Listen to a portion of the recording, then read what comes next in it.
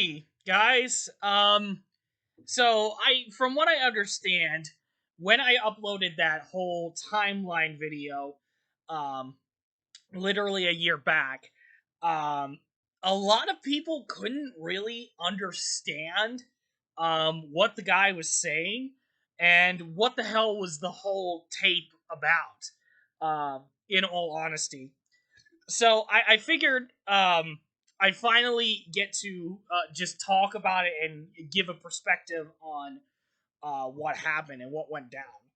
Um, so when I first got my camera back in like 2014 or something like that, it was around that time when I actually got the camera.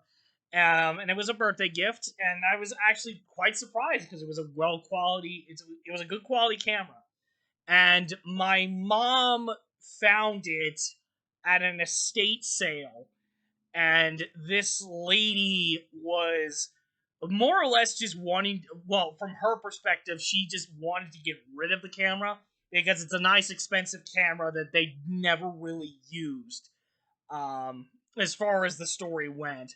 But mom paid up like 20 or 40 bucks for the camera, which seemed reasonable.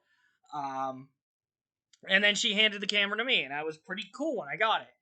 But when I first opened the camera, I noticed this very long tape, and it took up like half the SD card that was on it.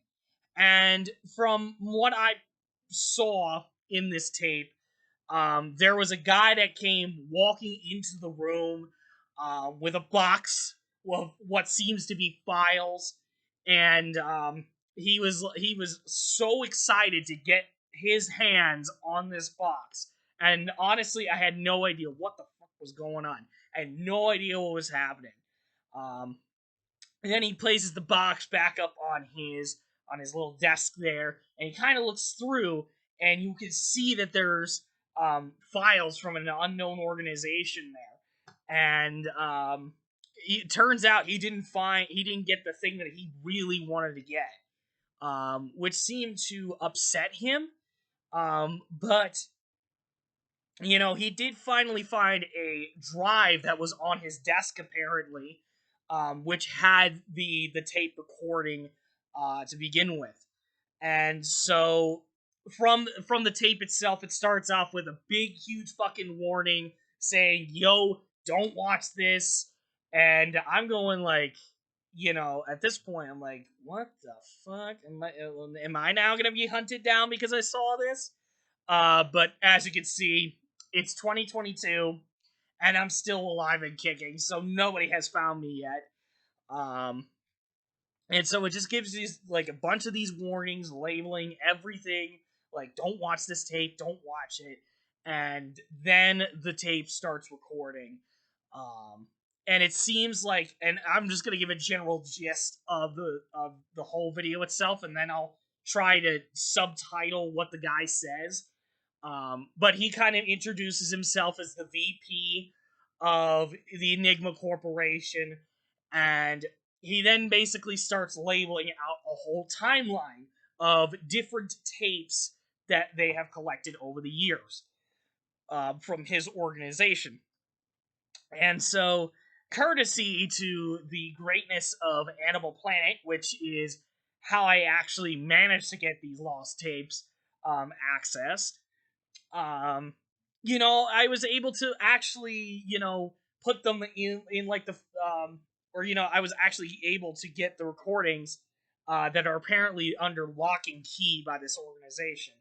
And so this guy goes through the timeline, and then some random guy comes walking in right towards the end once he gets finished, saying that they found more. Which now I question whether more of these tapes are still coming. Um, but it seems like it's been it's been a few years since it's actually been a long time since that recording was made, it seems. So it doesn't seem like to me that those new tapes were found at all. Apparently they were so locked under key that that nobody was able to access them, not even Animal Planet. So that was a big shame. Um, but yeah, just in the general sense, that was the whole recording, the tape, and then the guy, the first guy that came in and with the files and everything. It seems like law enforcement came after him. He runs out of the room to barricade, but apparently the law enforcement was already on him, and it looked like he was shot dead. But he managed to evade police or law enforcement or whatever the hell was after him, and he dies, basically stating that there's more on the way. Now, of course, this is not what you want me to do. What you want me to do is just go over and just talk about what the guy said. And it took me a while to translate this since last year, but I finally have the translation for everybody, so I am simply going to just read through what I have written, and yeah, that'll be the whole basis of the video, hopefully. To get everyone gets you caught up to speed as to what this guy said. Full access acquired. Now playing Cryptid sightings over the years.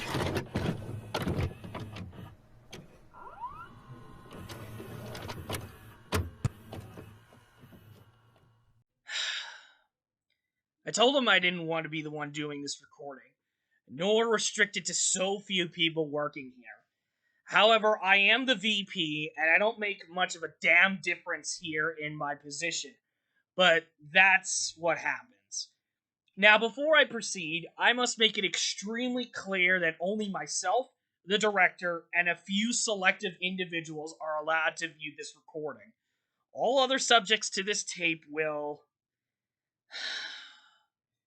be subjected to execution upon the taking of or viewing of this recording, which I find to be extremely barbaric, a barbaric punishment, but again, not my fucking decision here. Anyways, before I proceed, oh hell, there's no sugarcoating this, but monsters are real.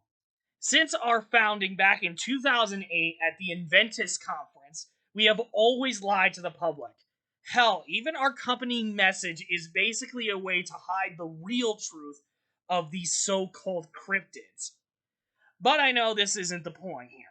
The point is that I was tasked to order all the tapes we have thus far in chronological order, but not in the order in which we found them all in. Now, this took hours of diving into the tapes themselves and speaking to a few people willing to give their reports back about what happened that day or that week. Starting off with a minor but important note that Malcolm Clement dies on the native island of Haiti on September 22nd, 2002. Good God, I still have no idea why this is fucking important, but here it is. But I digress. The first and original tapes were recorded by a man known as Roy Kirby, starting in December 4th, 1967, leading up to his extensive interviewing by the FBI on December 18th, 1967. After the missing bolt from the Silvergate Bridge was found, Roy Kirby did return to his wife Nancy and refused to speak of it ever since to his wife, nor to any of us trying to investigate further. However, never documented outside of the interview conducted on October 23rd, 2007, Hazel Van Leer described in a disturbing manner that she, in fact, as a young girl growing up in Cornwall, England, before moving to the States with her husband, was haunted by a large owl-like man near her local church. Since her encounter on October 23rd, 1977, she has been, from that moment forward, believed that she was followed by the creature to the United States after living in England for some time, to be too much on her mental health. Found only in a newspaper clipping on July 19th, 1985, Charles Weatherly on that night murdered his own wife and children in the house before committing suicide inside of a small closet in one of the bedrooms in the home. The events surrounding the days before and on the night of are still unknown. Somewhere on an unknown Spanish island on June 1999, an expedition group was launched to study out the island for its size and for her much needed resources. However, the jungle seemed to have their own surprise when massive centipedes attacked the crew. They were able to survive for a time, being due to ethanol alcohol being able to kill off the venom of the centipedes. However, this wasn't enough, and eventually the centipedes were able to kill the crew off. On January 24th, 2002, three American soldiers, Carlos Ramos, Lieutenant Wade, and Derek Sawyer, went inside the Tora Bora caves on a special assignment to destroy whoever was jamming the signals inside the cave. However, shown from the night cam footage themselves, it ended up that Carlos Ramos was the only one alive to tell the tale. But he did have an extremely rare case of rabies when medical experts examined him. Carlos, although thankful that he survived that night and was able to return home to his wife and son, still feels regret for what happened to Wade and Sawyer, and since then has resigned from the army. Somewhere on an unknown Spanish island on June 2002, another expedition group was launched to study out the island for its various invertebrate life. However, the jungle again seemed to have their own surprise when a massive centipede attacked Karen Orso's husband, Jonah. They were able to survive for a time, being due to the ethanol alcohol again being able to kill off the venom of the centipedes. However, this wasn't enough, and eventually the couple escaped on a boat to safety. However, several weeks later, their rotting bodies were washed up on the Miami coastline, where tracks from the boat led to the brush. Later on, biologists were called in to track the creature down, but before they could grab the creature, an alligator was able to crunch down on the creature and dragged it down into the water below. Now, this was only on file mostly, but on July 22nd, 2002, the woman named Sophie Montero will go on a killing spree and become well known as the Beast Killer. Although at the time, nobody would have guessed it to be her. 8 months later, on March 22nd, 2003, Miss Montero would kill another victim near her usual kill spot, which led not only the leading detectives Clifford Warren and Javier Mendoza on the case, but they were also joined by Austin Pace, who was making a documentary about this killer after weeks of negotiating with the police force. On March 29th, 2003, Detectives Warren and Mendoza brought along Austin Pace for a routine check of the bar, only for Mendoza to find the killer walking off with Miss Montero to take her to his home. When the detectives reached the house, another attack had begun, and so when the house was first searched, the detectives, as well as Austin, found Miss Montero in the basement scared. So Austin was left to keep the girl safe while the detectives continued to search for the guy. When they did find the so-called killer, he was dead on the stairwell. And once the detectives went back down to the basement of the home, it was already too late, as Austin Pace was brutally attacked by the transforming Sophia. All the while, both detectives were firing their pistols at her, which ultimately put an end to the Beast Killer once and for all. After the incident, both detectives resigned from the force and refused to speak of the incident since. Then the life of the corporation took shape when one event on March 17th, 2005 came out on live television. This is, of course, the moment when the recording of Mark Horstrom was heard, which reveals that he had been attacked during one ice storm up on Mount Everest. Now, Mark Horstrom did start his journey 2 weeks ago before this happened, but it took even longer for the crew to reach his base camp, where he was nothing more than a pile of guts laid all over the ground, which included two of his other teammates. However, to avoid the potential problem that came about getting what bit of Mark was left, the rescue did manage to find something else on the mountain, which took the rescue crew out out as well. Long story short, eventually they got a bunch of trained marksmen up there to tranquilize the beasts, which actually worked. Between the dates of August 2nd till August 14th, 2005, game warden Rachel Glenn was studying the local black bear population, while a poacher going by Ethan Tully was poaching, as well as harassing Rachel by stalking her and even threatening to harm her in his final moments. Meanwhile, Rachel Glenn also discovered an ape like creature out in the woods, which seemed to have a strange attachment to her. The attachment ultimately led to the death of Ethan by his own traps, when the creature threw his head first through his trap. Of course, an incident report was filed on Ethan's death. However, a hair sample that Rachel sent to a local lab was wiped clean as inconclusive despite video evidence. As for Rachel Glenn, she is still worried about going out into the woods, but she still continues to do her service in protecting the black bears she loves so much. However, she strangely misses the creature that saved her life that night and surprisingly loves the movie King Kong, despite her originally not being a fan of the films at all. On September 9th, 2005, four college students, Annabelle Lilith, Ophelia, Luna, and Severin, all died tragically from a car crash with another car, in which the driver was extremely lucky to have survived the crash.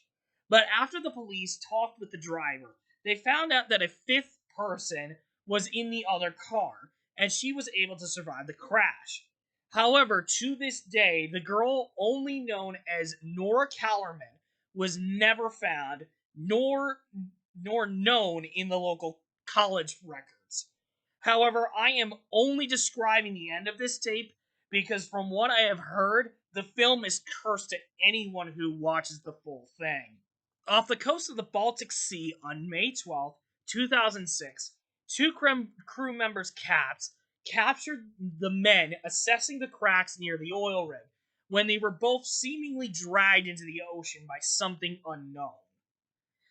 On July 4th, 2006, the Stark family was returning home from the Jersey shore when they suddenly ran over an animal on the road through the Pine Barrens. When the dog leaves the car to chase the creature, Greg Stark goes out to chase the dog. This eventually makes Wendy Stark and her children go after him, in which they come across an abandoned house with strange writing all over the walls. Then the family is reunited after Greg gets chased by the creature back to the house as the children run to hide from the creature. When the creature does come into the house, almost threatening to kill the kids, Wendy steps in to beat the creature out of the house, in which she then goes into labor, and the family decides to leave the house to drive to a hospital, which they do.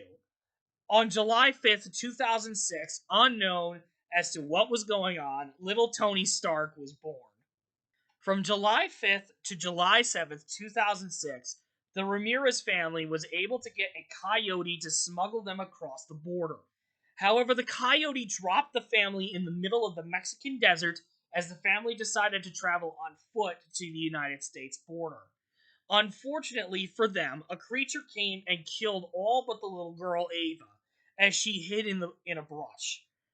At the same time, Tom Valentine and Martin Santino were on patrol when they were called about the crossing and found the two bodies of Ava's parents, which were also missing any blood on the wounds. After investigating further, Valentine and Santino found the culprit responsible, but were never able to kill it as they still continue to not discuss the incident ever again. Ava was returned back to Mexico, but still has the trauma of losing her parents to something modern science continues to deny as they want. And she would continue further by making to the States through legal means and is currently working to go to the University of Arizona to become a full-time cryptozoologist when she grows up. On October 13th, 2006, Diana Chansey and her nephew Ethan were working on an alligator study in the Honey Island swamp when they got lost in the swamp. While lost, they came across local fisherman Bud Ray, who agreed to take them back if he is allowed to share his knowledge about the swamp, to which Diana agrees. While Bud Ray shared his knowledge of the local gators, Ethan accidentally stepped on some eggs, which on October 14th, 2006, the camp gets attacked by some type of creature. However, the encounter is ended peacefully as Bud Ray did get injured during it. Bud Ray was able to fully recover. Diana continues her work in studying alligators and in and around the swamp to see how their numbers hold up, while Ethan made a full-on documentary about the creature that lives in the swamps and continues to do film work about the creature to this day. On January 27th, 2007, Sharon Novak would begin the journey of a lifetime to parasail across the world, while she live streamed the entire journey as she went. Now, I don't understand why the fuck this was so important that it needed to be on here, but this is what I get when my own boss loved her streams so goddamn much. We are experiencing technical difficulties. Please stand by.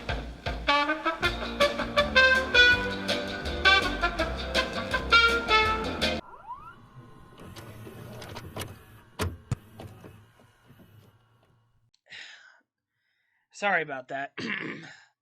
Anyway, on January 28th, 2007, Andy Miller would return back to the ranch where he grew up to show his girlfriend what his life was like when she couldn't come along. But this trip was also meant to patch things up with his father, Sam Miller, about going to college. When Sam gets worried about his sheep being killed, he does shoot at what appeared to be a coyote up on the hill. But when they went to go find the body, nothing was there, and in that moment, something managed to get into the sheep's pen, where the ewe was slaughtered and her lamb was stolen. On the way home, they both run over a woman crossing the road, in which the woman was gone, but the missing lamb was returned back to Sam. After this experience, Andy Miller decided to change his major to Native American mythology.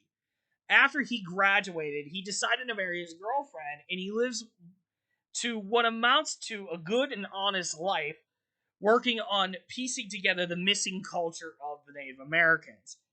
As for his relationship with his father, things are still being patched up, but Sam comes to regard Andy's decision as something hardworking and a good job, which is what he really wanted out of his own son. Sometime around March 2007, Tim Akron was stranded in the Daintree rainforest to film for his survival show. However, he wouldn't survive, no pun intended, due to seemingly a large lizard, or as he remarked, a Komodo dragon bit him and continued to stalk him as the venom from the bite slowly deteriorated Tim, until he was unable to fight back. The native tribe that Tim was trying to reach did eventually find his camera, but the body could never be found. On April 20th, 2007, surrounding the 30th anniversary of the Dover Demon sightings, Chad Hurlis, his wife Shanna, and Chad's friends Glenn Diffie and Royce Best went out into the Dover woods to shoot a fake video about the creature. However, on April 21st, 2007, nobody returned back to the car, which prompted an investigation of the area, to which police were baffled about what exactly happened since no bodies were found. Only blood, the shredded pieces of the demon costume, as well as the camera were the only things left from that night. On May 12th, 2007, after digging even further down for more oil, the same oil rig that had 2 missing workers last year find an ancient ship that might be full of gold on board. The oil rig then called upon world-famous treasure hunter Derek Bauer, along with his crewmates Brad Downey, Sasha Porras, and Ron McCork to go down and search for the treasure. After finding out about about the shipwreck near the oil rig and that Captain Barrow was going to uncover it, documentarian James Warner also tagged along to film the hunt. However, what happened when they found the boat would eventually lead to all of the crew and James killed. Derek Bauer did manage to survive the attack, all while holding on to a small lifeboat, which was all that was left of the ship. Derek refuses to speak to anybody about that night, and he never returned to the sea ever again. On July 17th, 2007, Sharon Novak would almost finish her travel around the world when another boat nearby got attacked by an unknown creature. Throughout the stream, her boat got rammed a couple of times by what appears to be some type of plesiosaur, which she thought was a whale. However, after finding nobody on the other boat except for their blood, she gets hit again by the creature. When she tries to set her sails up, the plesiosaur manages to knock her in the water, where she will be confirmed to be drowned by the creature as the stream applies. Records of the recordings are extremely difficult to remove, but after letting the general public know that she drowned, all of it was enough to satisfy her fan base. On October 23rd, 2007, a winged creature was spotted by many of the people who went to that church for service. When paranormal investigators Peter Gray and Jolena Sherrock went to investigate, they interviewed Hazel Van Leer, who was already mentioned earlier. They both decided to look up in the belters of the church and discover a giant owl pellet from the creature. Upon looking inside of it, they find the mandible of a human in the pellet. Both investigators took it to local authorities who identified the man as Brandon Parker.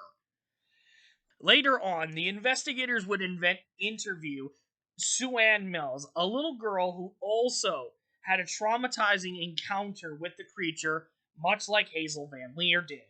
When Peter and Jolene wanted to bring the girl back to the location of her encounter, the creature did in fact attack the group all the way back to the church. There, Hazel would tell them to get out, and she realized that Sue Ann was the creature's target, as the creature also found a way inside the church. Grant Bolton, Hazel's husband, suggested everyone to get on the altar of the church for protection. But Hazel finally realized, again, at that moment, that she was the one the creature really wanted. So she sacrifices herself as the creature takes her away, and her body was never found since that night.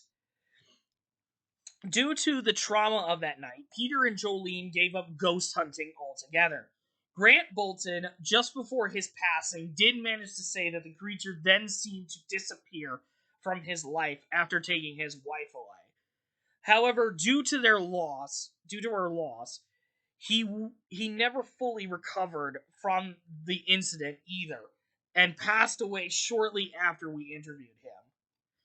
Sue Ann has no recollection of those night's events, but seems to have made a full recovery and is almost back to her old self.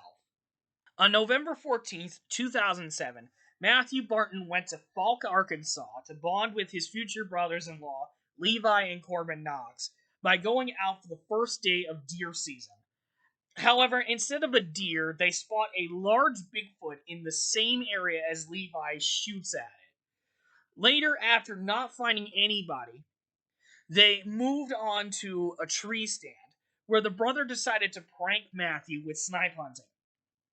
However, the prank goes too far when the Sasquatch comes back again and grabs Matthew away. As the two brothers track down Matthew, they find his orange jacket bloody, which results in a surprise attack from the Sasquatch on Levi by ripping him open in front of his brother. While Corbin runs in the brush, he runs into Matthew, where they devise a plan to hit the tree stand. But along the way, Corbin also gets killed by the Sasquatch, and finally to Matthew, after Matthew finds out that the ladder to the tree stand was cut off. The incident was blamed on black bears, but this amount of bullshit was not enough to convince Abby Knox, who would also disappear in those very same woods as her ex-fiance, and unfortunately meet the same fate. On November 16th, 2007, brothers Kevin and Cole Weller meet up with their friend Paxton Reed to go film a skateboarding video at an abandoned park in the woods regarded as the ditch by the boys. While traveling through the woods to get to the ditch, they hear something huge flying overhead of them. But all the same, they still manage to safely get to the ditch to film their video. However, things took a turn when Paxton scares Cole, which causes Cole to fall into a ditch where he broke his leg. When Kevin and Paxton decided to leave Cole for supplies to get him out, the creature then heard from earlier comes in and takes Cole away to a freeway overpass.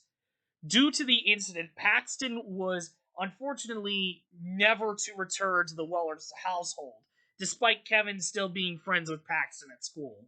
Then it finally happened. This was the very day a corporation was born into this world. March 17th, 2008. After the 3-year cleanup, Horstrom was recovered as well as a new species was discovered to be shown and talked about by the following week. So, to get the story early, journalists Jared Slade and Alex Turner managed to get inside the ship with the aid of a recently fired longshoreman, Charles Newhouse. After discovering that Horstrom's body wasn't on the ship and that the new species broke out, Charles left the pair for his own survival, which, funny enough, got him cut in half by the creature. Later on, after being chased by the creature, Jared and Alex tried to escape with a crewmate on the other side of the door without a key to unlock the troubled pair. But when the creature showed up, it did the same fate to them as Charles did. Now, to prevent the public from discovering that the Yeti is real, the Enigma Corporation ensured that the conference never happened and sent the ship over to Plum Island to further experiment on the Yeti's biology and aggressive behavior. After that moment, the Enigma Corporation was born with the fake message of a security force on unusual cases, when in reality the true message is to prevent the public from finding out about these creatures through these various what you call these things again? Oh yes, lost tapes. On April 4th, 2008, the Enigma Corporation took on their first major assignment in sacrificial murders that the Mexican government did not have the enforcement for. So our new team leader, Noel Connor, and tactical specialist Elise Mooney were tasked on this assignment along with Dr. Naja Santo. The result? Connor and Mooney managed to kill an Aztec god while also blaming all the crimes to now deceased cult leader Lucas Marzo. However, Dr. Santo was the last person to be sacrificed on their altar. So the first mission was a partial success. Starting on May 4th, 2008, pets were drugged into the sewers by some type of creature. Then on May 18th, 2008, one cat named Mr. Smithers was drugged in the sewers as firefighters Trevor Andrews and Dana Caldwell were called in to find the cat. Tagging along with them was a news reporter by Chrissy Cooper and her cameraman Derek Green, who wanted to cover this story. However, when Dana gets taken down by the creature, Trevor goes after her, leaving Chrissy and Derek down there by themselves. However, while Trevor saves Dana's life from the creature then takes advantage of Chrissy and Trevor and kills them both. As Trevor and Dana escape, Trevor decides enough was enough, and he chooses to fight back against the creature. Even though camera footage was difficult to tell, Trevor did manage to kill the creature as he goes back to Dana to tell her. Now we can get the hell out of here. On June 16th, 2008, after Captain Miranda Bach's mission debriefing, she was pulled over for erratic behavior and sent to a local state hospital, where doctors Lee Morris and Rebecca Damon were tasked to see what was wrong with her. However, as the night progressed, Miranda Bach was slowly developing a flesh-eating rash, which slowly covers her entire body. After that, a creature managed to burst out of her like a fucking alien, at which Dr. Morris and security guard Alzado locked down the hospital to ensure the creature never escaped. However, in the 2 minutes, the doctors and security guard failed to escape the lockdown. Stuck with the creature inside, Alzado and Dr. Morris were quickly killed by the creature. As for Dr. Damon, she managed to break herself out of the hospital, but also unintentionally let the creature out of the hospital. Several months later, spores that were documented by Captain Bach's mission were strangely found as far away as South America, but no creature was ever found. As for Dr. Damon, she would still continue to be a doctor of her own, but she also learned a painful lesson that day and refuses to speak to anyone about it, as well as she also doesn't understand what happened that night. On June 21st, 2008, to celebrate her 22nd birthday, Erica Jamieson and her friends Jan Hollis, Rose Peters, Sally Rudolph, and Mary Ellen Stewart decided to spend the day in the Bear Lake. However, what followed that night was the loss of Rose Peters and Jan Hollis due to drowning, and Mary Ellen Stewart being killed by the creature, while Eric and Sally escaped the scene to call the police. Eric herself said that she was thankful that she didn't die on her birthday, but feels a great sense of sadness for the loss of her friends and her best friend, Mary. On June 25th, 2008, longtime friends Greg Cole and Benton Davis decide to compete in the Gobi Desert ATV race. Although both of them were the last two in the race, they still decided to compete amongst each other, which eventually made them lose sight of the normal trail. When they decide to rest up for the night, Greg gets hit on the leg by some sort of shock which paralyzes him. Later on in the night, Greg's leg gets hit by some type of acid, which is slowly eating at his leg. Finding out that Greg and his own ATVs were dead, Greg tells Benton to go on and search for help. Unfortunately for both of them, they were not able to find any help as they were dragged into the sand by giant worms. On July 1st, 2008, animal rights activists Scott Summer and Evan Metcalf finally decide enough was enough when they continued to try and call Ken Tobar for possible illegal animal parts at his own warehouse. They snuck in to find and film proof of their suspicion. Meanwhile, Larry Johnson and his dog Bishop were guarding the place, and Bishop continued to bark at a particularly large crate in the warehouse.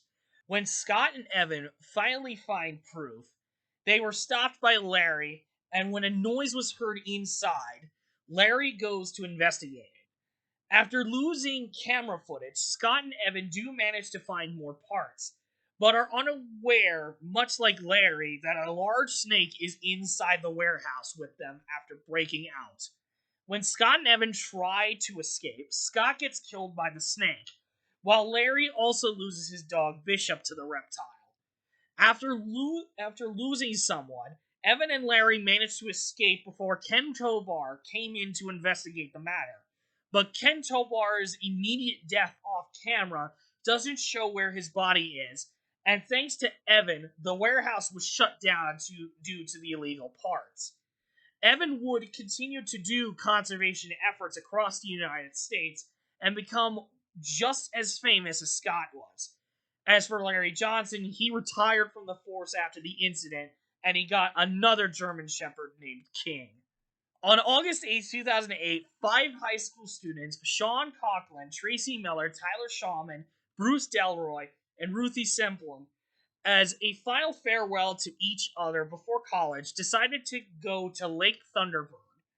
However, what turned out to be their last goodbye was true for Tyler, Bruce, and Ruthie, as they were drugged into the water by some tentacles. While Sean and Tracy, despite having teeth marks on them and didn't swim that well, managed to survive the encounter. Sean and Tracy, after the incident, grew closer to one another, so much so that Tracy decided to switch colleges from the one Tyler was going to the one that Sean was going to. They both still feel the loss of their lifelong friends, but they both still share the last photo that they took together as a group. On September 17, 2008, 2 New York detectives, John Sloman and Rhonda Ramirez, tracked down Stephen Spike Millers for possible information about underground parties in the city, which led to many teens disappearing. When the detectives, dressed as teenagers, gain access into the party, Sloan follows one of the mysterious cloaked figures into a secret part of the tunnel. There, he finds the teenagers wrapped in plastic cocoons, where he too falls victim to the creature's choking ability. When Ramirez and Spike catch up to Sloan, Spike decides enough is enough and runs off. While Spike tries to find a way out, one of the creatures finds him, and Spike meets the same fate as all the other teenagers. After catching up to Spike, Ramirez fires at the creature while Sloan can't move to help her, especially since another creature comes in and kills both of the detectives. Unfortunately, the mayor still hasn't found a way to stop these parties in his own city, but finds out that these parties are spreading across the country. Further investigation of this case is still ongoing for the Enigma Corporation. April 5th, 2009. Oh boy, how do I put this lightly? This was a start to potentially one of the most dangerous cases the Enigma Corporation has had to do since our founding.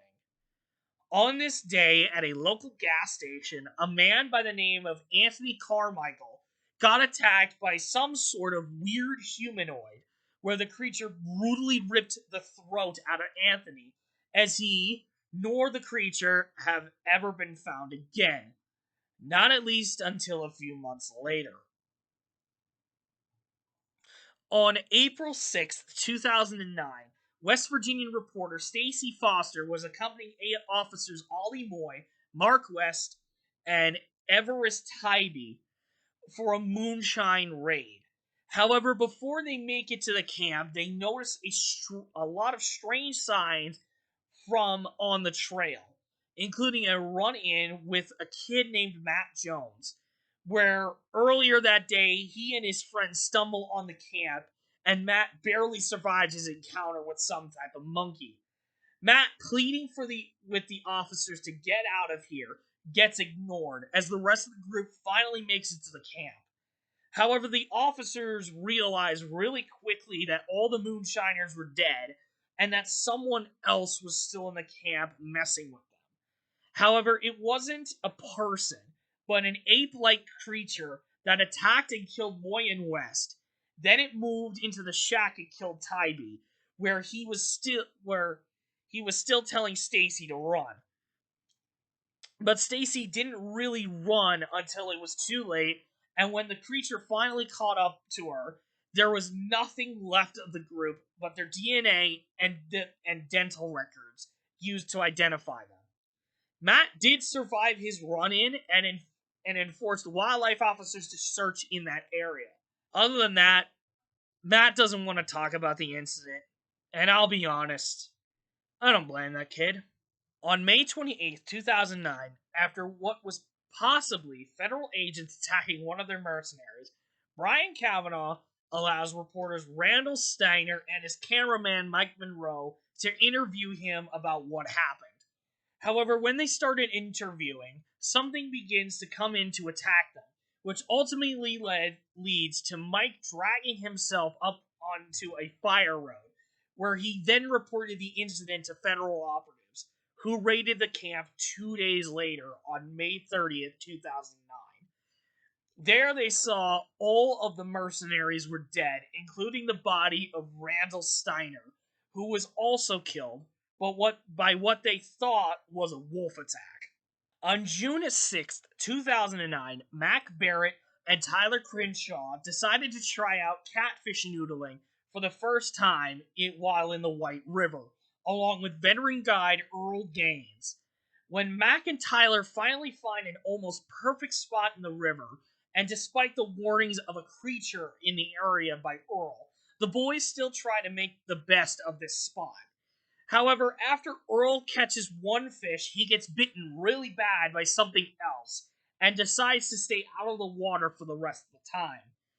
That is, until Mac got his foot caught up on a log, and when Earl comes in to rescue him, he gets drugged in by something. Then Tyler falls to the same trap, and he too gets killed by whatever was in the water. When it comes to Mac, the creature managed to knock him off the log, which fractured his foot, but Mac survived the blow. So when Mac wanted the river to be drugged, his request was denied to find Tyler and Earl's bodies. So the deaths were blamed on rogue alligators, which was just BS to hide that the White River monster really does live in that area. On June 9th, 2009, a paranormal investigation team would have the night of their lives when they were tasked to find the spirit that was haunting a home in Lakeview, Colorado. The team consisted of Jeremy Reinhold, Christy Jones, and Bill Schatz Cooper, who a couple of days before that night found out that the spirit was connected to the emotions of the son of the family, Troy Golden. There was even disturbing night footage of the ghost placing a large knife in Troy's bed, which alarmed the family, and the investigators got the go-ahead to investigate the house at night. After finding out that Troy's closet was the source of the paranormal activity, Schatz gets the door slammed on him and finds, after bashing in the wall, a news article about Charles Weathers. At 3 a.m., Jeremy attempts to communicate to Charles, which results in an aggressive response from the ghost, which would go to strangle Christy, stab Schatz near his eyes, and eventually, while Jeremy was struggling with an anxiety attack, he gets stabbed on his camera, seemingly in the same spot as Schatz. The next morning, the Goldens reported to the police the bodies of the investigators, and after the bodies were removed, they decided to sell their home and move out. They now live, ironically, in Golden, Colorado, and thankfully they haven't had any strange events happen in that house. But both Mark and Jen Golden learned that once strange occurrences that could be paranormal started happening again, then the best choice they would say is to move on. On July 5th, 2009, continuing on the story of what could have gone was this case, which has come to be known as the Redding case. After the family bought themselves a new fixer-upper, in which the house itself was a complete, never-ending mess of problems, but Dennis Redding was determined to make it work. However, for Eddie Redding, Dennis's son, he was already experiencing large, heavy noises coming from the attic, and almost reveals itself by almost opening up the door until Sarah Redding walks into the room to take Eddie out of the room. Later that night, the creature returns to attack Eddie in his sleep, until once again Eddie wakes up and his parents make it to the room to unintentionally scare off the creature. So when footsteps are heard again by Dennis, he calls an exterminator to take care of the problem. However, for Stan Poloski, he finds the creature's den in the basement and ultimately gets killed by the creature. When Dennis notices that the exterminator didn't leave yet, he told Eddie to go down to the basement.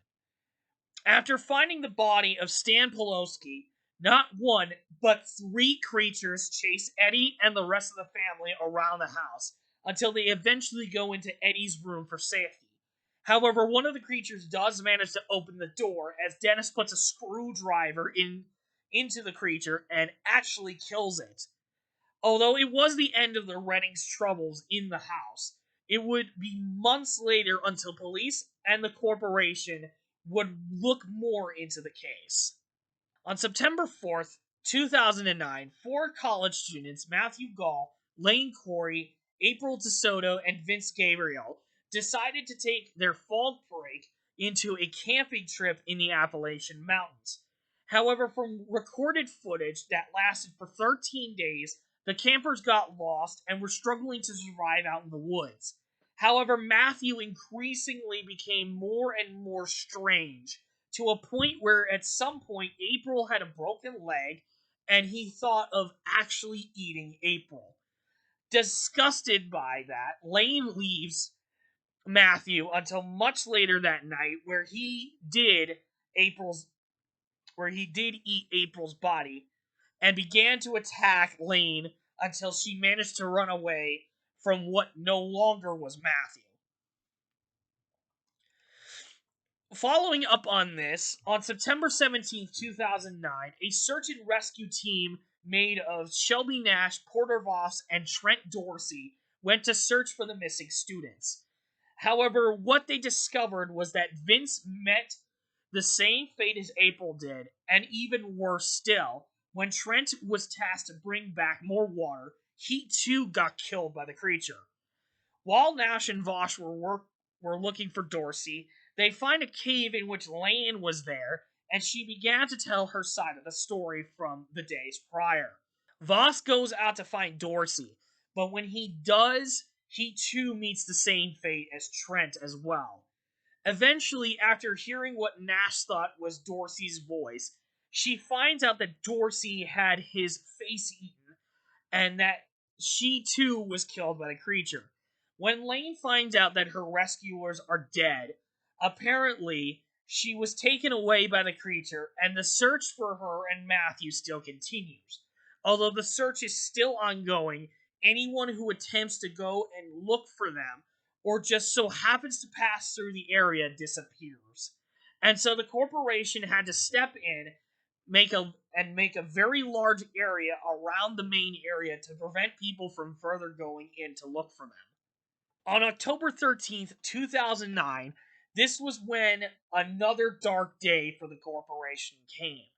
After many months of nothing, in a nearby village not too far away from the Redding house, attacks from the same creatures as in that case were being reported in. On that night, many townsfolk were brutally killed and mysteriously drained of blood. That further prompted the corporation to go in and kill as many of the creatures as they could, which was ultimately successful. However, some of the bodies have been identified as the following: Michael Rossell, Nathan Kelly, Matthew Myers, Haley Young, Rick Phillips, Miranda Bailey, Kenny Peterson, Kyle Thompson, Kevin Fisher, Sarah McGorgan, and Riley Harris.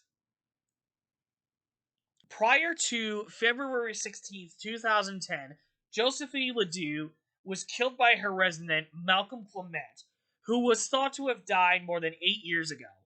So, the Enigma Corporation called in Noel and Elise again for the case, alongside Tanner Noble, who was new to the team. Man, he only just started for a week, and the poor kid, and what happened still breaks my damn heart thinking about it. But still, the team was tasked on retrieving Malcolm, which ultimately led to the death of Tanner, but the house was burnt down to the ground due to zombies being found inside of the house. Noel, Elise, myself, and a few others went to that funeral. I still hate the thought of it. And finally, on August 5th, 2010, the Enigma Corporation was called in once again to an oil outpost where nobody had been reporting in for weeks. So Noel and Elise, after clearing their heads, decided to take on this mission along with two colleagues, Dr. Naomi Robinson and Dr. Selden Fisher. Once they reached the location, they found out that all the workers had no blood in their bodies. And when a rat fell on top of Elise, bringing a piece of the roof with it, they found out that whatever killed the others wasn't airborne. However, they did eventually find a guy that claimed to be Clint Weber, and started to question him as to how he was the only survivor. However, before the team could realize that he wasn't Clint at all, it was already too late. The creature attacked and killed both doctors in no time. That was when Noel decided to take on the creature himself, but he knew that he needed Elise out of there. But when he was shouting behind her as she was driving away, the creature came in and tried to attack her, in which she crashed the vehicle. She, as well as Noel, would both survive the incident, but now the boss is getting some big suspicion about these two, as everyone else that tags along with them is killed on the field. Further investigation of this is still pending. Thank God. I definitely need a coffee break after this shit show. But this is all the various tapes that have been collected by the corporation and all the extra information we have gathered throughout the years after the facts. Now, my boss can finally say that he finally made a complete timeline when it really was a fucking pain in the ass to set this whole thing up, and that I did most of the work. However, I digress. I hope you all have a better understanding as to what the corporation faces every day, and hopefully this clears up any extra unneeded misinformation that spreads throughout the office, as the tape then has somebody coming into the room, and more files are placed on the table. Wait, what the hell is this? More files had just been reported in, as there was somebody else who said that. And then back to the VP as he ends the tape by saying, "Son of a..." And that's really it. I hope this whole dialogue absolutely clears everything up. Because this did take me a while to, get everything readjusted and fixed. And hopefully, by adding the tapes themselves in, it makes it a clearer distinction as to what's going on throughout the whole timeline. And so, if you guys, I guess, enjoyed this mini video, well, it's probably not even a mini video, but if you guys enjoyed going through the timeline via what the Enigma Corporation has to say about it, for the time being, leave a like, comment down below, let me know what you guys thought about this whole thing. If you thought it was as weird as I did when I first found it. And, subscribe to the channel to keep up with it in case more files do get released at some point. And until next time, guys, I am the DM.